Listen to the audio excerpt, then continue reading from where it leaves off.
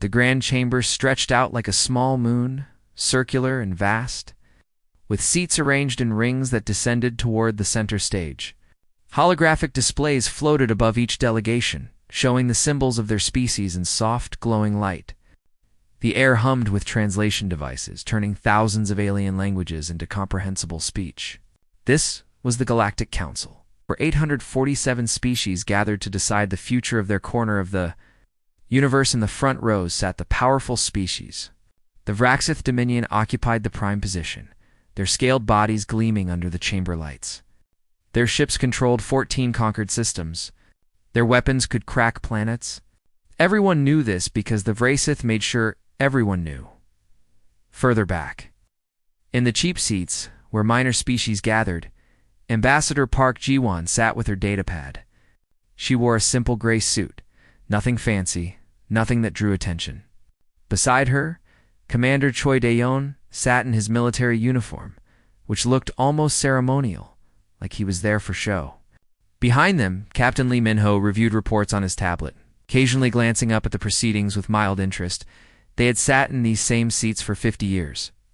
Humans always sat in the back. High Chancellor Throck rose from his seat at the center of the Vraxith delegation. He was massive, easily 3 meters tall, with red scales that caught the light like polished armor. When he spoke, his voice boomed through the chamber without need for amplification.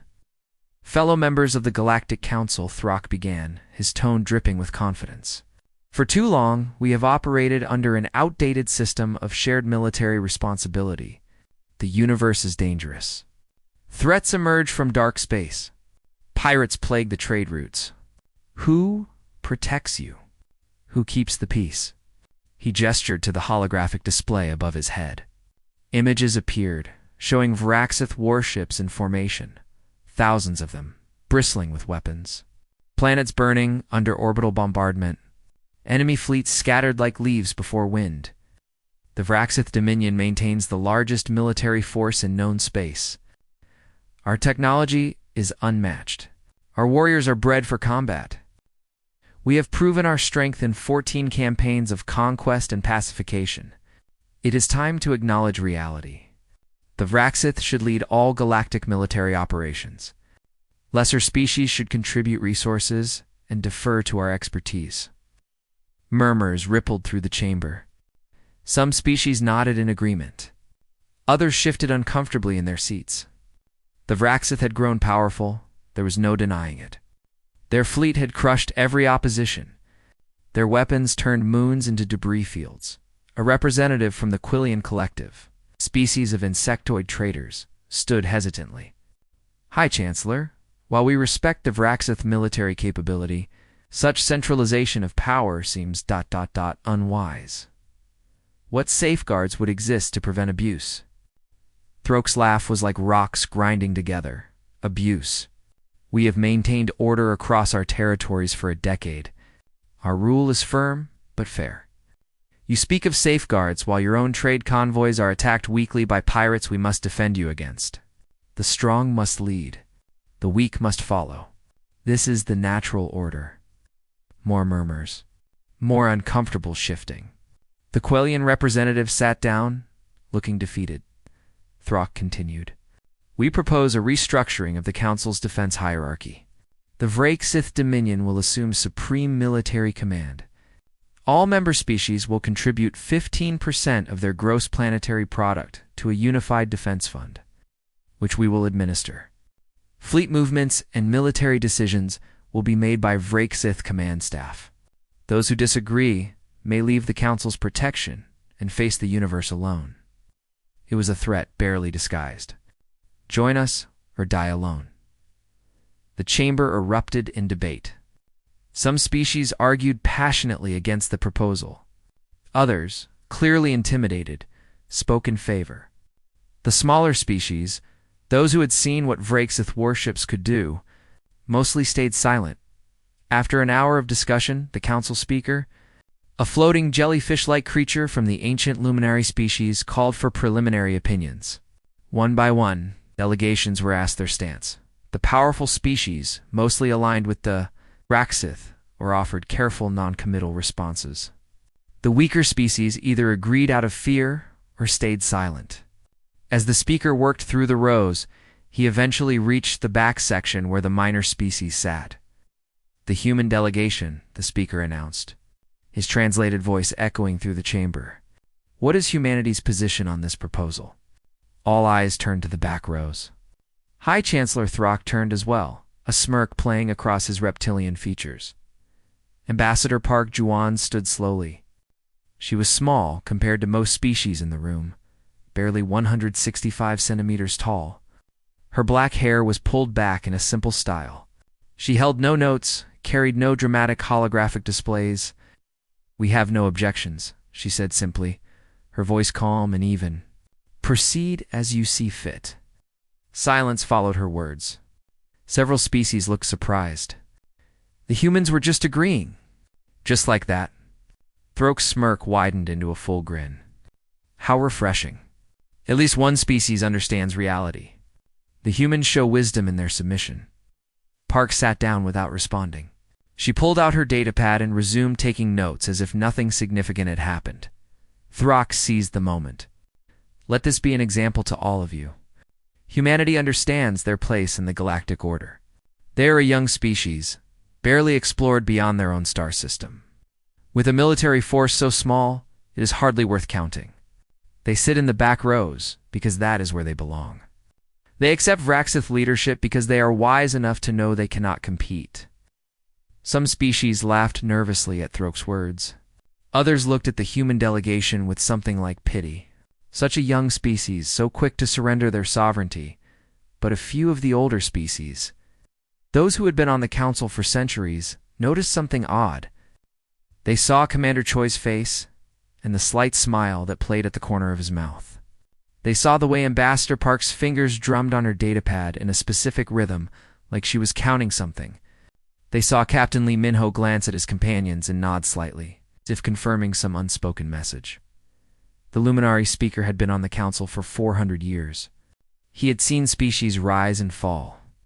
He had watched empires collapse and new powers emerge.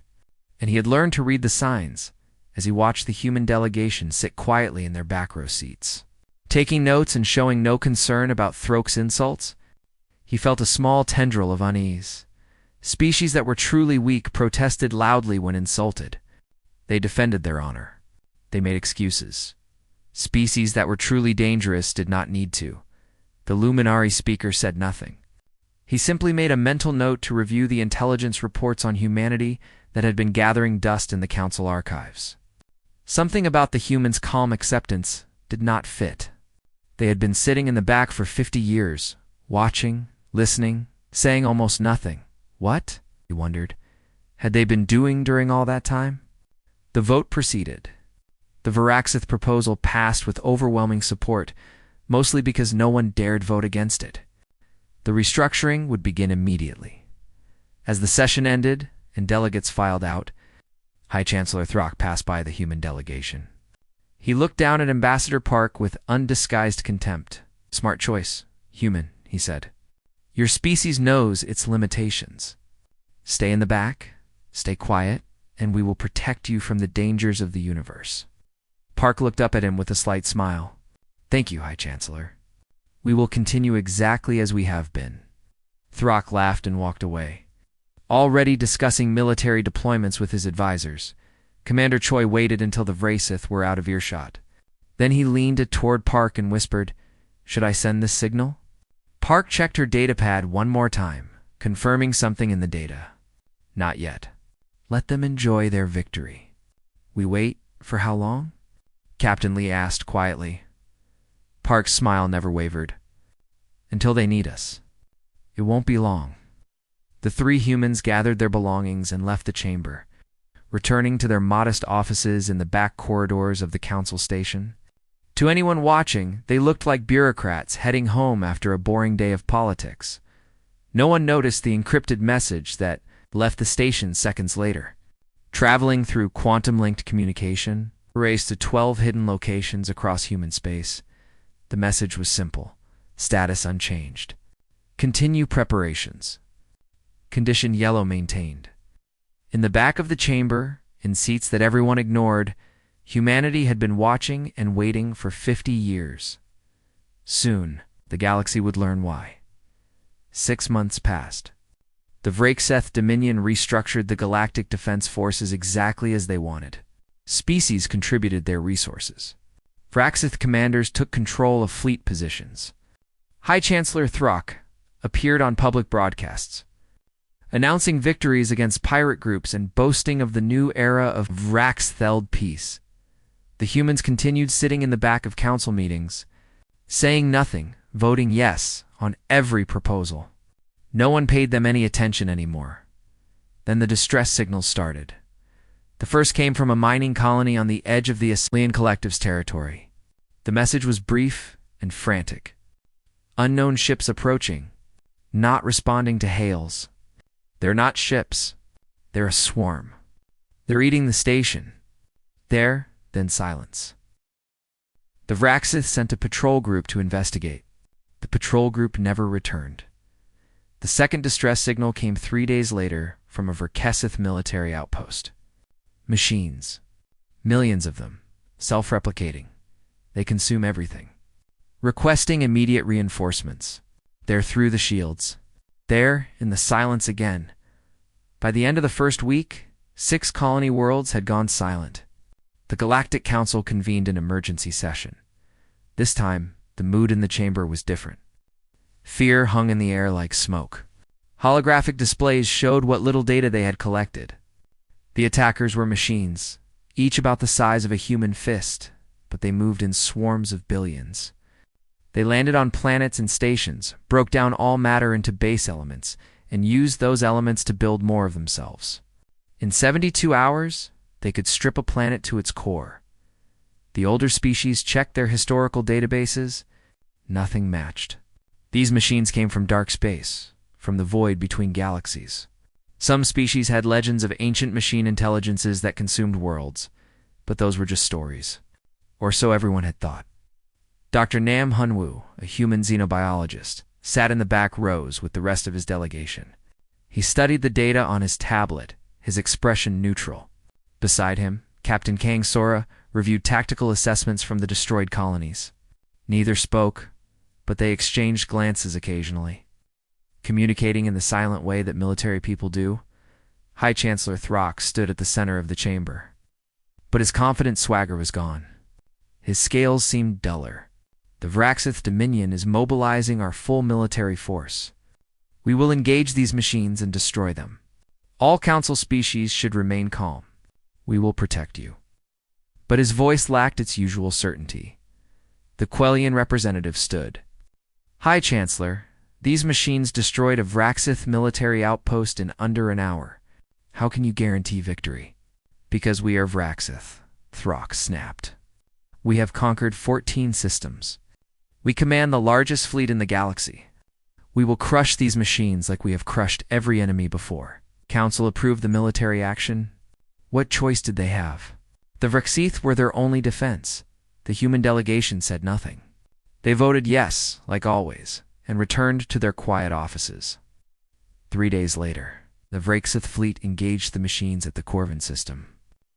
10,000 Vrakseth warships, the pride of their empire, faced a swarm of machines that darkened space like a storm cloud. The battle lasted 72 hours. When it ended, 9,700 Vrakseth ships were destroyed. The remaining 300 retreated in chaos. The machines continued their advance, now feeding on the wreckage of the Vrakseth fleet. Growing stronger, the broadcast from High Chancellor Throck reached every council member simultaneously. His face appeared on screens across the galaxy, and for the first time, he looked afraid. Members of the Galactic Council, his voice cracked slightly. The Vrakseth Dominion has suffered unexpected losses. These machines are unlike any enemy we have faced. Their numbers are overwhelming. Their technology adapts to our weapons. We require full galactic cooperation. All species must commit their military forces immediately. This is not a Vrakseth fight. This is a fight for survival. Council chamber erupted in panic when they reconvened. Representatives shouted over each other. Some species announced they were withdrawing their colonies, pulling back to their home systems. Others demanded answers. How could the mighty Varaxith lose so badly? The luminary speaker tried to maintain order, but even his ancient calm was shaken. Species after species admitted the same truth. Their military forces were tiny compared to the Varaxith. If the Varaxith couldn't win, no one could. After 3 hours of chaos, the chamber fell silent. There were no more proposals. No more brave speeches. Just the cold reality that they were all going to die. Ambassador Park Ju-won stood up from her seat in the back. The movement was small, but in the silence everyone noticed. Hundreds of alien eyes turned toward the human delegation. Park walked down the steps to the center floor, her footsteps echoing in the quiet chamber. She stopped at the speaker's position, the place where only the most powerful species usually stood. "Members of the council," she said, her voice clear and steady. "Humanity would like to make a proposal." Thrak, who looked like he had aged 10 years in 3 days, stared at her. What could humanity possibly offer? You have no fleet. You have no weapons. You sit in the back because you are weak. Park met his gaze without flinching. "We would like to request emergency military coordination authority, temporarily, until this crisis is resolved." The chamber exploded with confused murmurs. The humans wanted to lead the defense. The species that had never won a battle? The species that never even spoke in council meetings? "This is absurd," a representative from the Korthax Empire shouted. "The humans have done nothing for 50 years. Why would we trust them now?" Park remained calm. "Because you have no other options. The Varaxith have failed. No other species has a military force capable of resistance. You can give us temporary authority and possibly survive, or you can refuse and certainly die. The choice is yours." The luminary speaker floated forward, his translucent body pulsing with bioluminescent thought. "Ambassador Park, forgive my directness, but what makes you believe humanity can succeed where the Varaxith failed? Our intelligence reports show humanity has perhaps 200 ships spread across your colonies. The Varaxith had 10,000 and were destroyed." Park allowed herself a small smile. "Our intelligence reports are ... incomplete by design." Thrak demanded. "It means," Park said, "that humanity has been preparing for exactly this kind of threat since we joined the council. We sat in the back. We watched. We learned. And we built. If you grant us temporary military authority, you will see what we have been building." The chamber erupted in debate. It was madness. The humans had nothing. But then again, what did they have to lose? The vote was called. By a narrow margin, the council granted humanity emergency military coordination authority for a period of 6 months. Many voted yes, simply because they were desperate. Others voted yes because they were curious. What could the humans possibly do? Park bowed slightly to the council. "Thank you. Captain Kong Sora will take command of defensive operations immediately. Dr. Nam Hyunwo will coordinate intelligence analysis. You will see results within 72 hours. As the session ended, Thrak approached Park. His pride was wounded, but fear overrode his ego. "If you fail, billions will die." "We know," Park replied quietly. "We have been carrying that knowledge for 50 years. Captain Kang Sora's reconnaissance fleet was already in position near the advancing machine swarm. Her ships were smaller than Varaxith warships, sleeker, painted in colors that seemed to absorb light rather than reflect it. There were only 12 ships in her group. The machines detected them and swarmed forward. Millions of individual units moving like a single organism. They had destroyed 10,000 Varaxith ships. 12 human ships would be nothing. Kong watched the tactical display with cold eyes. She had trained for this moment her entire career. Every simulation, every drill, every strategy session had prepared her for fighting an enemy like this. "All ships," she said calmly into the communication system. "Weapons free. Execute pattern Delta 7. The 12 human ships moved in perfect coordination, spreading out in a formation the machines had never encountered. Then they opened fire. The weapons were unlike anything the galaxy had seen. Kinetic rounds accelerated to near-light speed. electromagnetic pulses tuned to specific frequencies, nanite swarms of humanity's own design. It's programmed to disassemble machine components at the molecular level. The machine swarm tried to adapt, like they had adapted to Vrakesith weapons. But human weapons kept changing, kept evolving mid-battle. The humans had studied the battle data from the Vrakesith defeat. They knew the machine's adaptation patterns. In 20 minutes, the machine swarm scout group was destroyed. Not scattered, not damaged. Destroyed completely. Captain Kang transmitted her battle report back to the Council on an open channel, making sure everyone could see it. The galaxy watched in shocked silence. "Hi, Chancellor." Throck stared at the data, his mind refusing to accept what he was seeing. The humans had just done in 20 minutes what his entire fleet could not do in 3 days. Ambassador. Park returned to her seat in the back of the council chamber. Commander Choi sat beside her, reviewing reports on his tablet. "That got their attention," Choi said quietly. Park nodded. "Now comes the hard part. Now we have to win." Across 12 hidden star systems, human military installations that had been concealed for 50 years began powering up. Warships that had been waiting in silent docks received activation orders. Soldiers who had trained in secret reported to their stations. The galaxy was about to learn what humanity had been doing while sitting quietly in the back. The observer. Delegation gathered at coordinates that had been transmitted from human command. 12 species sent representatives, including High Chancellor Throck and his remaining military advisors.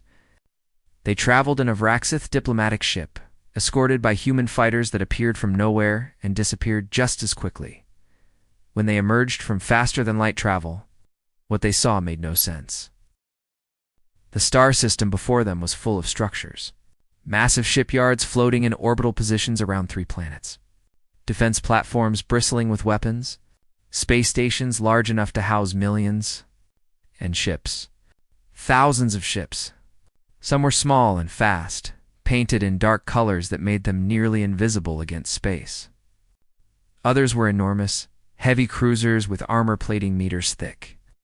"This is impossible," Throck whispered. "Our intelligence report said humans had 200 ships. This is 50,000 and counting," Admiral Han Ji-seok said from the communication screen. His face appeared on the Vrakesith ship's main display. He was an older human, perhaps 60 years in age, with gray hair cut short and eyes that had seen too much combat. "Welcome to the Kepler Defense Grid. This is one of 12 such installations across human space." The diplomatic ship was guided to a massive space station at the heart of the system.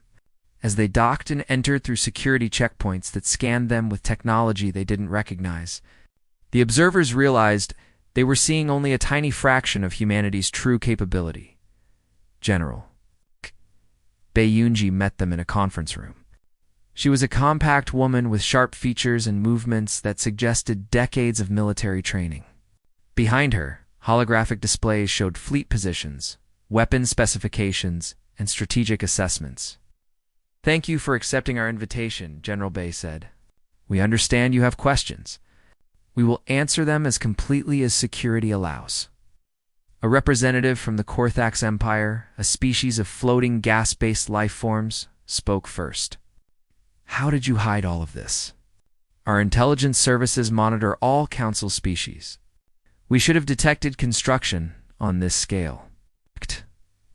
Dr. Shin Woo-jin, chief weapons researcher, stepped forward. He was younger than the military officers, maybe 40 years old, with tired eyes that suggested he spent more time in laboratories than sleeping. "We built, slowly and carefully. Every commercial colony humanity established had a secondary purpose as a military installation. Every trade ship we sent out carried construction materials. Every mining operation fed these shipyards. We spread the construction across 50 years in 12 star systems. No single location showed enough activity to trigger intelligence alerts." Admiral Han pulled up a star map. "Every human colony you see here is also a fortress. Every civilian station has military-grade shields and weapons hidden in their structure. Our entire colonization strategy was designed around defense in depth. Throke's hands were shaking. He had called humans weak. He had mocked them in front of the entire council. In all that time, they had been building this. "Your weapons," another observer said. "In Captain Kong's engagement, you used technology we've never encountered. How did you develop these?" Dr. Shin smiled, but it wasn't a happy expression. "We studied everyone else's mistakes. The Vrakesith focused on raw power and massive fleets. Impressive, but predictable. The Korthax emphasized shield technology. Strong defense, weak offense. Every species had a pattern, a doctrine they followed. We studied all of them and built weapons specifically designed to counter every known military strategy in the galaxy." He pulled up weapon specifications. The observers stared at data that made their military experts go pale. "Kinetic planet crackers," Dr. Shin explained. "Projectiles accelerated to 95% light speed using gravitational slingshots. Enough to shatter a planet's crust. We have 2,000 of them. Quantum disruption torpedoes that destabilize atomic bonds. Effective against both biological and mechanical targets. Production rate is 500 per day. AI-assisted targeting systems that predict enemy movement patterns. Accuracy rate above 99%. Nanite swarms programmed with 50,000 different disassembly protocols. They can adapt faster than the machines can." Each weapon was more terrifying than the last. The observers realized they weren't looking at a defensive force. They were looking at an arsenal designed for total warfare. "We also developed some technologies that we decided not to deploy," Dr. Shin said quietly. He pulled up a classified file. "This is Project Stellar Hammer, a device that can induce destabilization in a star's fusion core. Deployment time is 6 hours. Effect time is 72 hours before the star goes supernova." The room went silent. "We built 3 of them," Dr. Shin continued. "We've never used them. We hope we never will. But they exist." The luminary observer who had been silent until now finally spoke. His translated voice was soft. "You have weapons that can destroy solar systems." "Why?" General Bay answered. "Because humanity's history taught us that if weapons can exist, eventually someone will build them. We decided that someone should be us, so we could control how and when they're used. Better that than waiting for an enemy to surprise us." Admiral Han took over the presentation. "Our military doctrine is different from anything in the galaxy. Most species fight to win territory or resources. Humans fight to eliminate threats, permanently." Showed footage from Earth's history. Ancient wars, modern conflicts, battles that had scarred their home planet. The observers watched humans fighting with a ferocity that shocked them. "We nearly destroyed ourselves several times," Admiral Han said. "Nuclear weapons, biological weapons, environmental collapse. We survived because we learned to recognize existential threats and respond with overwhelming force. That's what the machines are. An existential threat." Throk finally found his voice. "You've been preparing for this since you joined the council?" "Yes," Admiral Han said simply. "We joined the council to learn about the galaxy. We sat in the back to watch and listen. Every council meeting, every debate, every military engagement by other species was a learning opportunity. We studied how you fight, what technologies you use, what strategies you employ. And we built our forces to counter all of it. But why hide?" Another observer asked. "Why not announce your strength?" Ambassador Park Juwan, who had been standing quietly in the corner, spoke up. "Because if you had known what we were capable of, you would have tried to stop us. The powerful species would have seen us as a threat. The weak species would have tried to manipulate us into fighting their battles. We couldn't build in peace if everyone knew what we were building." She walked to the center of the room. "And there's another reason. We know what humans are capable of when we embrace violence. Our history is full of genocides, world wars, atrocities. We're good at killing. Too good. If we had announced ourselves as the strongest military power, it would have corrupted us. Power corrupts, especially when that power is built on the capacity for violence." The observers shifted uncomfortably. They were beginning to understand something frightening. Humans weren't just strong. They were strong and aware of the dangers of their own strength. Commander Otejun entered the room. He was scarred and hard-looking, the kind of soldier who had seen combat up close. "If you'd like to see our ground forces, I can arrange a demonstration." They went to a training facility on one of the planets. What they saw there was worse than the space weapons. Human soldiers trained in combat scenarios that most species considered genocidal. Total war. Scorched earth. Fighting to the last soldier with no surrender. "We train for the worst possible scenarios, Commander," O explained as they watched a simulation where human soldiers cleared a fortified position using weapons that violated several galactic treaties. "Because if you're not prepared for the worst, that's when it happens." The Quillian observer, watching the brutal efficiency of human ground combat, asked quietly, "How do your soldiers live with this kind of training?" "Most species would refuse to fight this way. They volunteer. Every soldier in our military knows what we might ask them to do. They accept it because they understand what's at stake. And after they serve, we provide psychological support for the rest of their lives. We don't pretend that this kind of warfare doesn't damage people. We acknowledge it and help them carry the burden." The tour continued for 6 hours.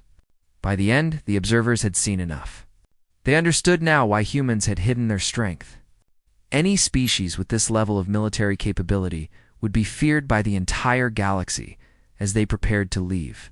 Throck approached Admiral Han.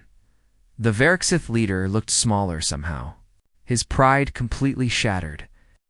"Why did you let me insult your people for 6 months?" Throck asked. "You could have revealed this at any time. You could have put me in my place." Admiral Han looked at him with something like pity. "Because your pride wasn't important enough to reveal our secrets. We let you believe you were the strongest because it cost us nothing and kept you from looking too closely at what we were doing. Sometimes the best weapon is being underestimated." The observer delegation returned to the council station in silence. They would report what they had seen, and the entire galaxy would know the truth. Humanity wasn't the weak species in the back rows. They were the apex predator that had been watching and waiting for 50 years, and now that predator was awake. Director Yoon Murray, head of human intelligence, sent a message to all human military installations: full mobilization authorized. All fleets to combat readiness. All weapon systems online. We fight now in 12 star systems. 50,000 warships powered up their engines. Soldiers boarded transport ships. Weapons that had been in storage for decades were loaded onto racks. Every installation that humanity had built in secret prepared for the largest military operation in galactic history. The machines were coming.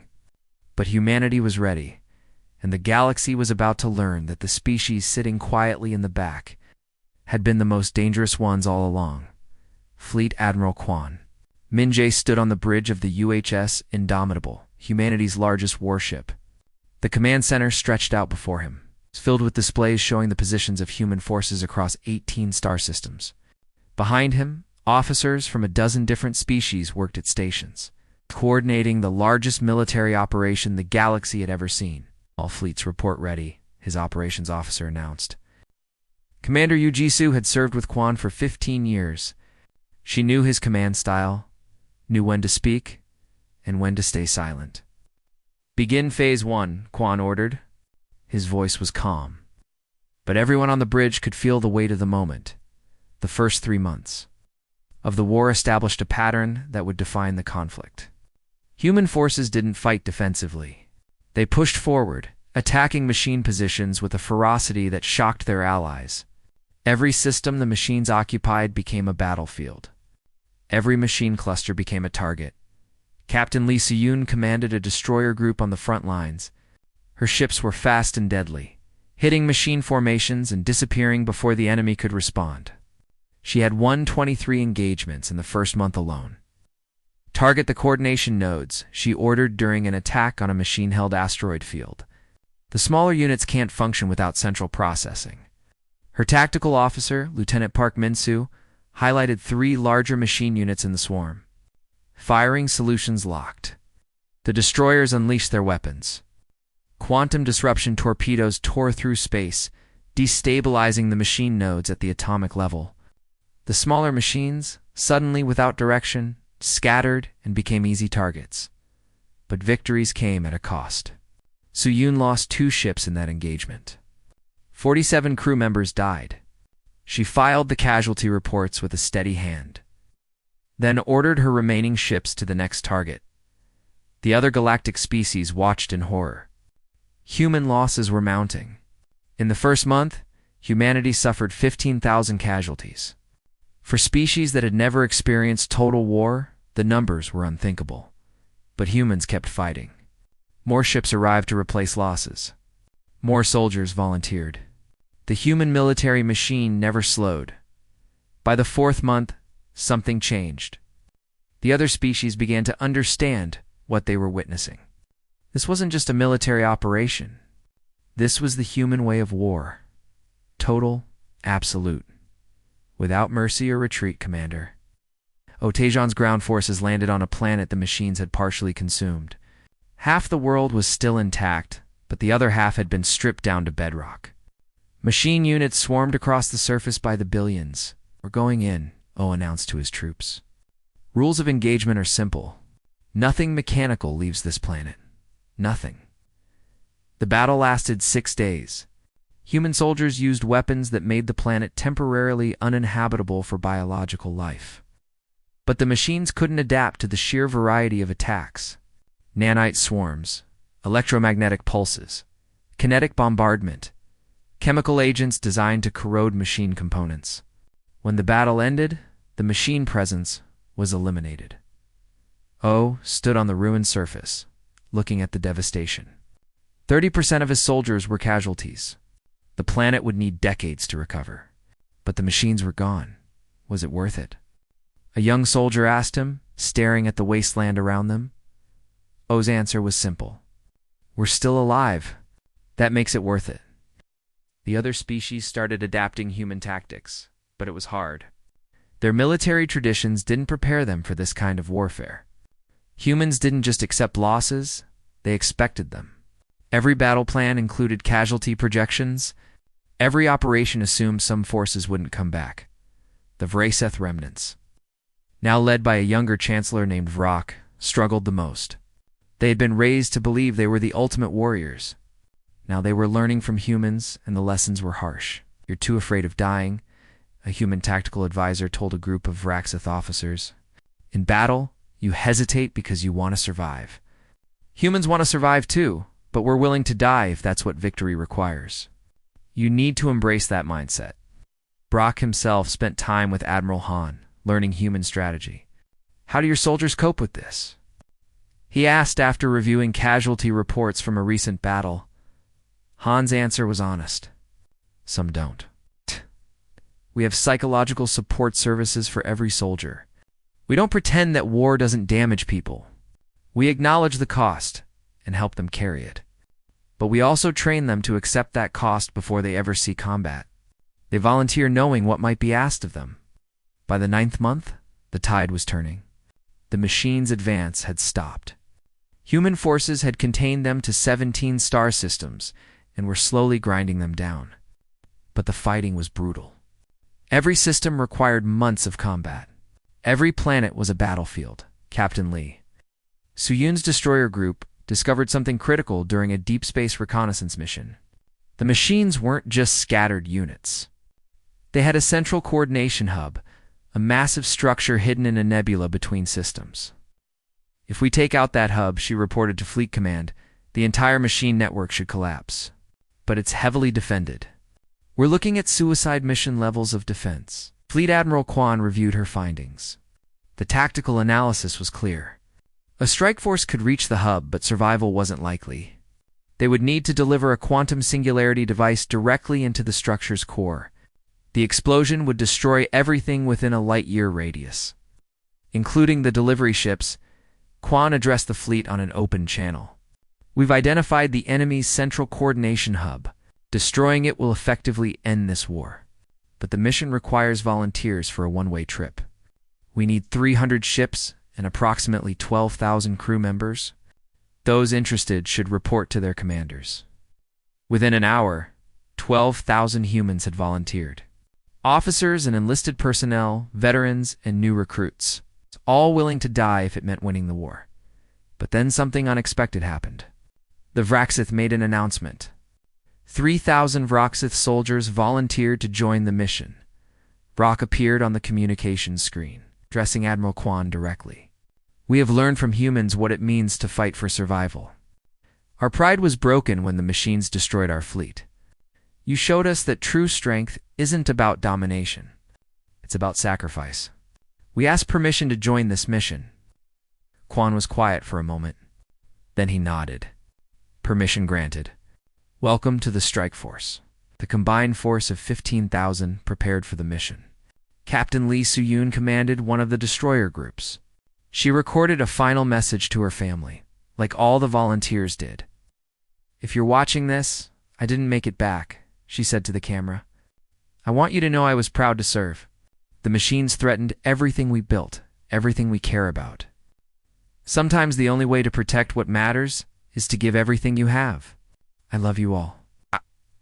The strike force launched on the first day of the 15th month. 300 ships, moving in perfect formation, punched through machine defenses with pure determination.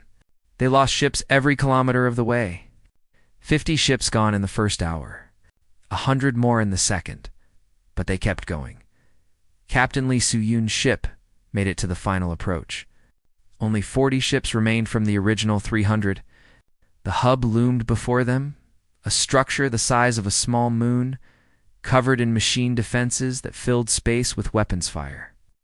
All ships, she transmitted. Final push. Don't stop for anything. The 40 ships charged forward. 20 more were destroyed in the last kilometer, but the remaining 20 reached the hub's core. They released the quantum singularity device, armed it, and tried to escape. Only 3 ships made it far enough away to survive the blast. Captain Lee's wasn't one of them. The quantum singularity device detonated. The hub and everything around it was torn apart at the subatomic level. The explosion created a temporary rift in space-time itself, and across 17 star systems. The machines stopped moving without their central coordination. The individual machine units couldn't function. They drifted aimlessly or shut down completely. Some tried to continue their programming, but without coordination. They were easy targets. The war wasn't over. But it was broken. Fleet Admiral Kwan ordered all forces to begin cleanup operations. Every machine unit. Every last one. I want them found and destroyed. This threat ends here. The next 3 months were spent hunting down scattered machine units.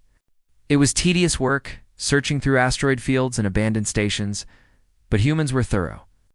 Commander O's ground forces cleared 14 planets. Captain Kong's fleet swept through 6 star systems, 18 months after the war began. The last machine unit was destroyed. The final casualty count was devastating. 23 billion deaths across all species. 15 planets temporarily uninhabitable. Hundreds of ships destroyed. The cost of victory was measured in suffering, but the galaxy survived. High Chancellor Vrock, who had learned humility and courage from humanity, stood before the Galactic Council. We were fools.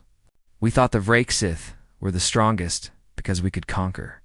But humans showed us that true strength is measured by what you're willing to sacrifice, not what you're willing to take. They saved us all, and many of them died doing it. The Council observed a moment of silence for all those who had fallen. 15,000 volunteers who had given everything, billions of civilians who had died before humanity could stop the machines. The cost of the war would be remembered for generations, but they had one. Against an enemy that consumed worlds, that adapted to every weapon, that seemed unstoppable. The combined forces of the galaxy had prevailed, and everyone knew who had led them to victory. In the back rows of the council chamber, Ambassador Park Ji-won sat quietly. Commander Choi Dae-yoon sat beside her. They had survived the war, though both had scars, visible and invisible. The galaxy would never be the same, and neither would they. 1 year after the war ended, the Galactic Council convened in their grand chamber. The room looked the same as always, but everything had changed. The seats were filled with representatives who had seen their worlds threatened, who had watched human military power save them, who now understood what the quiet species in the back had been hiding. The luminary speaker called the session to order. His ancient voice carried weight as he addressed the assembly. We gather today to vote on a proposal that has unanimous support from all preliminary committees. The Council formally offers humanity supreme military authority over all galactic defense forces.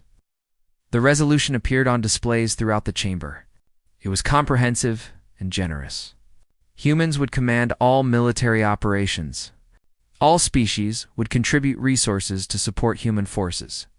The human delegation would be moved from the back rows to the front.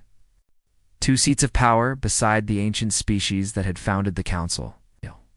Thousands of years ago, it was everything any species could want: recognition, authority, power, ambassador. Park Juan stood from her seat in the back. She walked down to the center floor, her footsteps echoing in the silent chamber. Every eye was on her. The human delegation is honored by this offer, she began. We understand the trust it represents, but we must respectfully decline. Confusion rippled through the chamber. Decline? After everything? After proving their strength? High Chancellor Vrock stood, his voice filled with genuine confusion. Ambassador Park, forgive me, but I don't understand.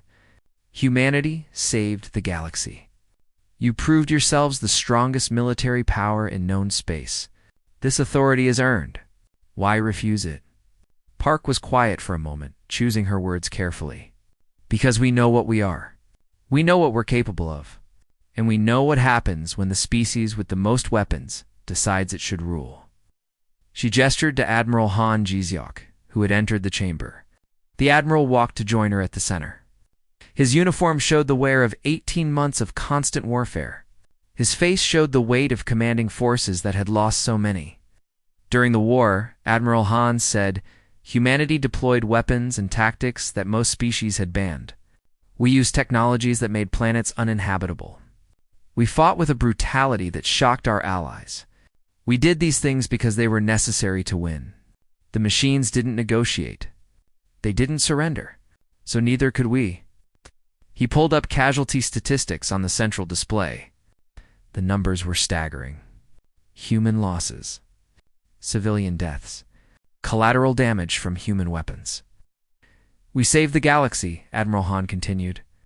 But we also showed you what we're capable of when we embrace our capacity for violence. 23 billion dead. 15 planets damaged so badly they'll take decades to recover. We used weapons that violate galactic law. We fought without mercy or restraint. The chamber was silent. They had celebrated the victory, but now they were being reminded of its cost.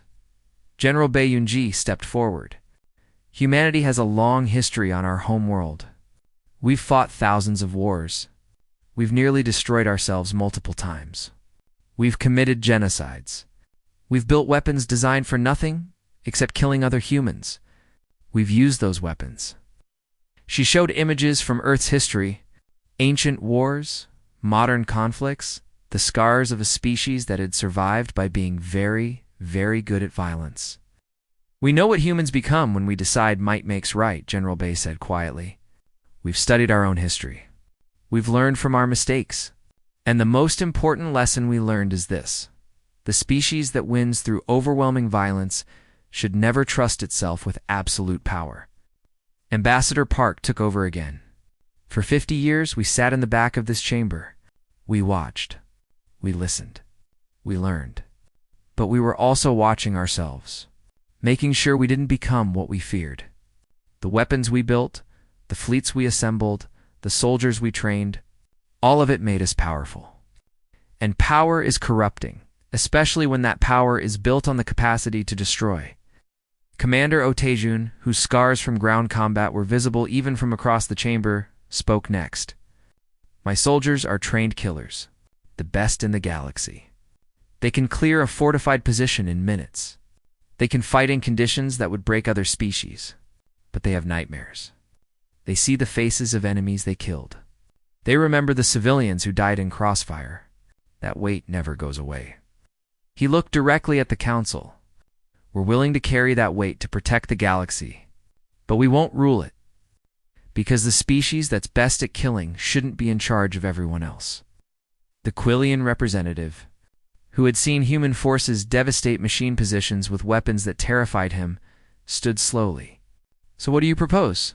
If you won't lead, who will protect us from the next threat? Admiral Han answered.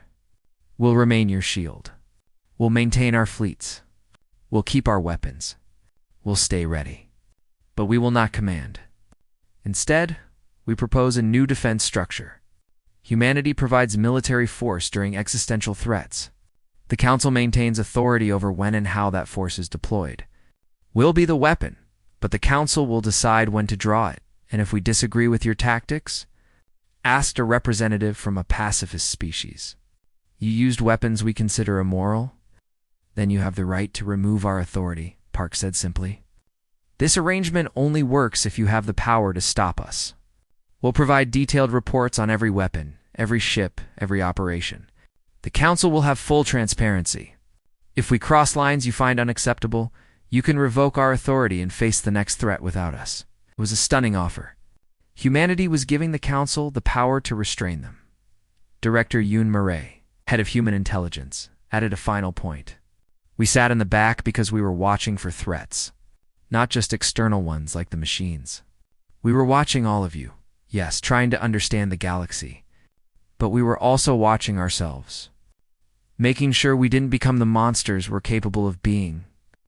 The luminary speaker floated forward, his ancient wisdom processing what he was hearing. You're saying humanity refuses power because you fear what you might do with it? Yes, Park said simply. History taught us that lesson many times. We don't want to learn it again. High Chancellor Rock approached Ambassador Park. The proud Vraxith warrior had learned much from humans during the war. We called you weak because you sat in the back. We were fools. You're not weak. You're restrained. And that restraint is harder to maintain than any conquest.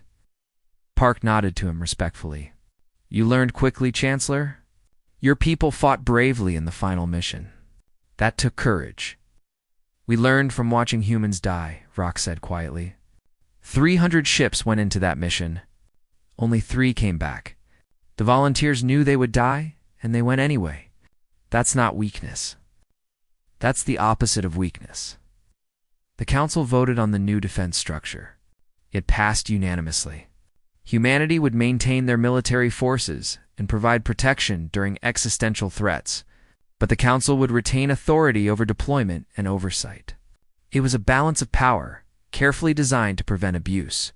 As the session ended, the luminary speaker made a final announcement. The human delegation will remain in their current seating position at their request. Let it be known that this position does not indicate their power, but rather their wisdom. Ambassador Park returned to her seat in the back row. Commander Choi Dae-yoon was already there, reviewing reports on his tablet. Captain Lee Minho, who had been promoted after surviving the war, sat down beside them. Think they understand now? Choi asked quietly. Park watched the other delegates leaving the chamber. Some looked at the human section with fear, others with respect. Most with a mixture of both. They understand we're dangerous, Park said. Whether they understand why we stay in the back, I'm not sure, but they will eventually. 50 years later, new species joined the Galactic Council for the first time since the Machine War. They arrived with excitement and nervousness, ready to participate in galactic politics. During their first session, they looked around the grand chamber with wonder.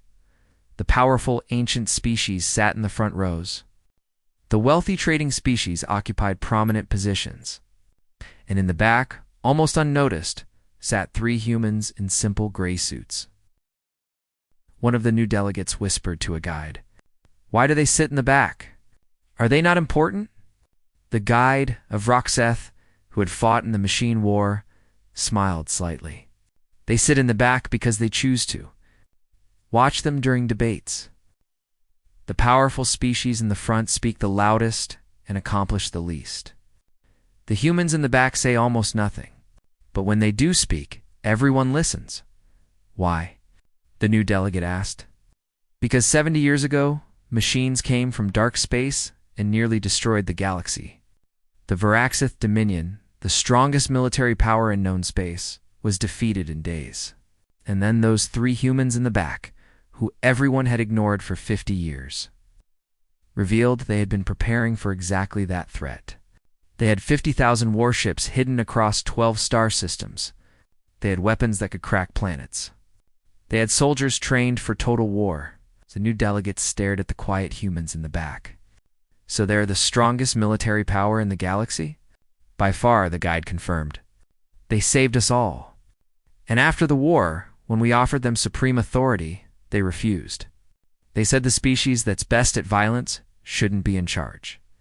So they went back to their seats in the back, watching, listening, preparing. Preparing for what? The Vroxith guide looked at the human delegation, saw Commander Choi's slight smile, saw the way Ambassador Park's fingers drummed on her datapad in that familiar pattern.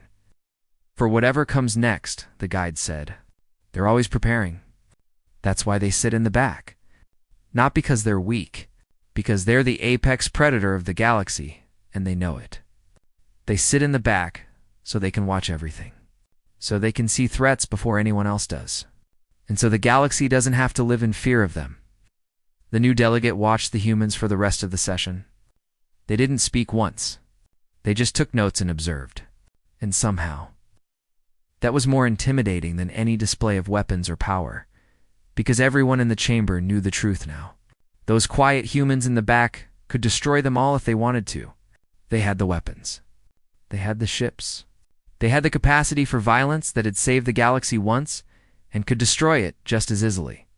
But they chose not to. They chose restraint. They chose to sit in the back and watch. And that choice, that restraint, was the most powerful weapon they had in 12 hidden star systems across human space. 50,000 warships sat in silent docks, crews trained and ready.